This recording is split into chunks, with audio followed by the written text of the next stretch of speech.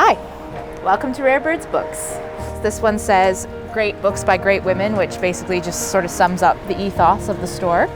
Women's writing is often dismissed as just for women, or not serious or not literary. I know that's not true, and most readers know that's not true, but often women's writing isn't, I think, treated with the same level of respect right off the cuff.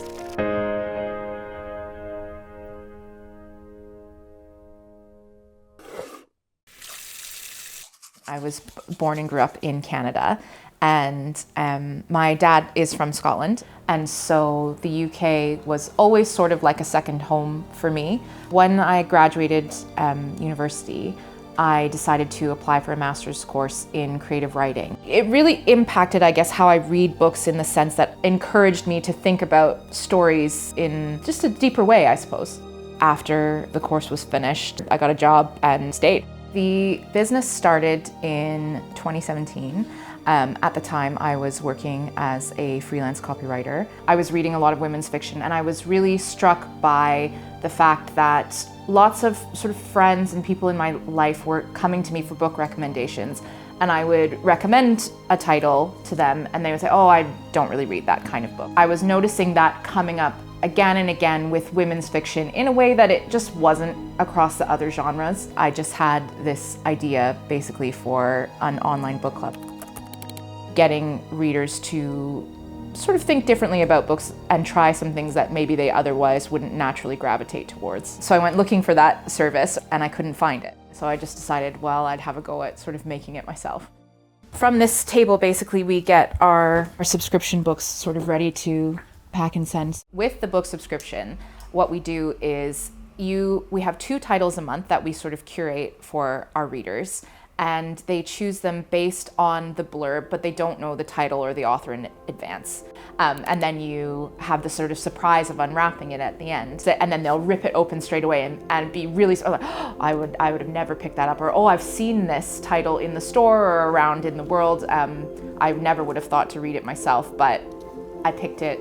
It sounds interesting, like I'll give it a go. I was working as a freelance copywriter. I was working sort of in the digital marketing space.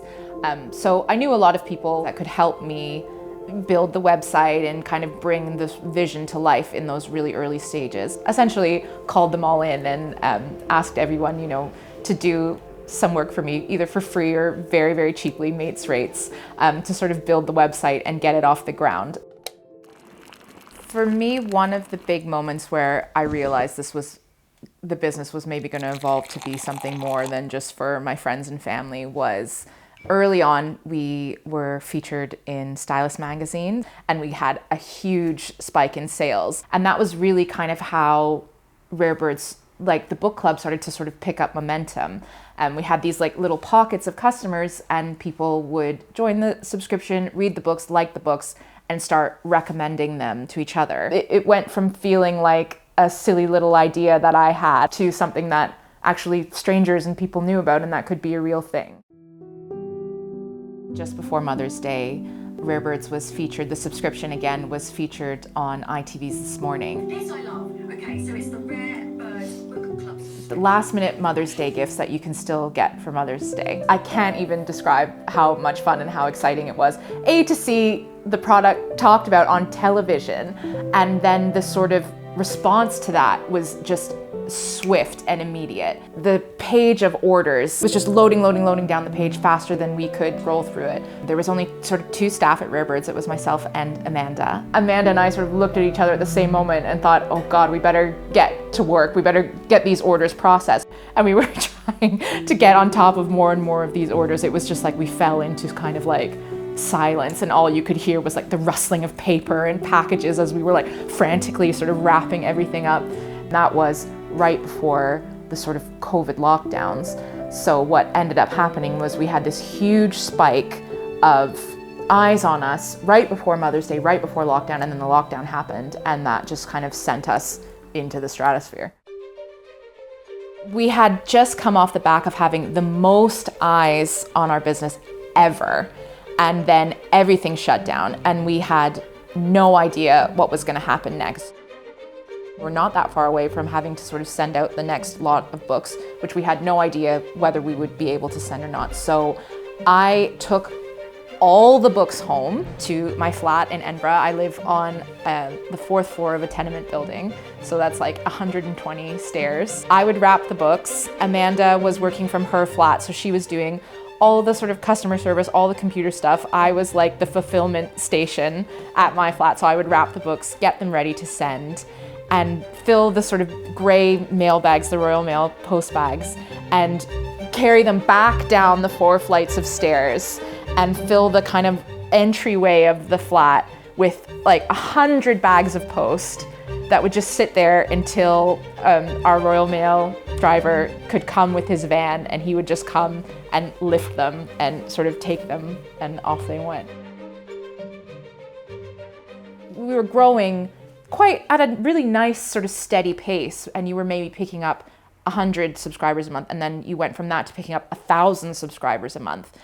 Growing at a scale like that and a speed like that just brings with it so many challenges. By the time that lockdown was lifting and people were moving back in the world, we knew that when the time was right, we were really hungry for that kind of in-person connection because we had just been stuck at home. Suddenly, because the business had grown so much, the idea of opening a store wasn't as crazy as it once would have been. It felt much more possible. And we started sort of dreaming of a space where we could work from, where we could send the books from, where we could host events, and where we could maybe create a more sort of tangible, physical, sort of visual representation of everything we were already doing online.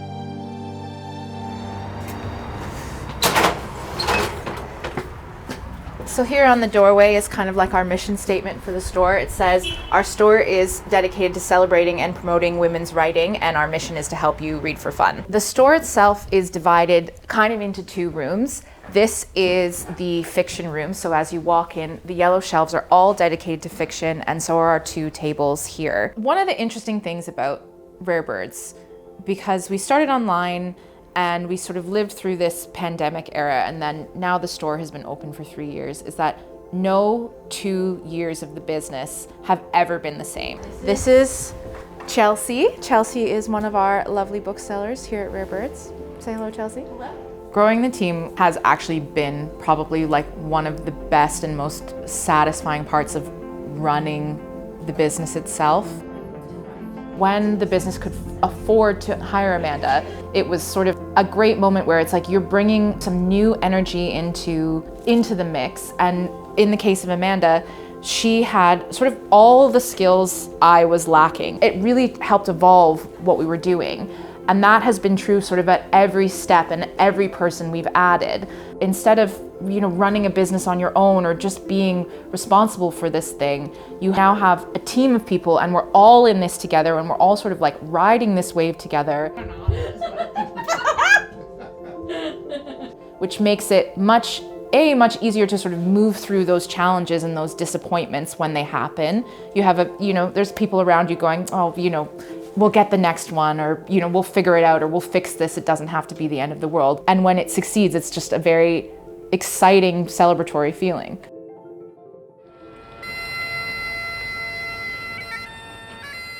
I think we're quite lucky in the sense that because we're in a big city and because we're in a city of readers already, and we have, like the Edinburgh International Book Festival on our doorstep, people were really excited and open to the idea. So here is our events board. We do events, lots of events like throughout the week and month. So here's a few that we sort of have coming up and have just had. We wanted a space for people to come and to, discover great books and make friends, meet people, learn new skills, the whole bit, yeah. We just wanted it to be sort of like a hub of activity, at a really vibrant spot within the community. I have been amazed by kind of the support of customers and how much people like and appreciate and support small businesses and really, really like to get behind them. And I feel like that is so ingrained in the spirit of like the UK in general. And of course, because it's a women's bookstore, it opens itself up to that kind of those very funny jokes that gentlemen sometimes do when they come in. So they'll walk up to the door and sort of poke their heads in and go, "Is it okay for a man to come in here?" And we always say, "No, I'm so sorry, you'll have to leave." No, I'm kidding. Of course, everyone is welcome. This is a space for everyone. The store is 3 years old now. It is still growing a lot. We would love to continue expanding the store, maybe someday expand into a bigger space or into a second location. So I think the next chapter for us, or the next frontier, is hopefully eventually a second store or a bigger store and more events and just more fun, basically. So to someone thinking about starting their business, I would say, yeah, go for it. It's definitely possible. It's way more possible than you probably think. Knowing how to run a business and not knowing is just a willingness to figure it out. It's like stitched into my soul now. It's just so much an expression of like who I am, and the highs are just so wonderful that even for all the lows, I just don't know that I could go back to another way of being. Hi.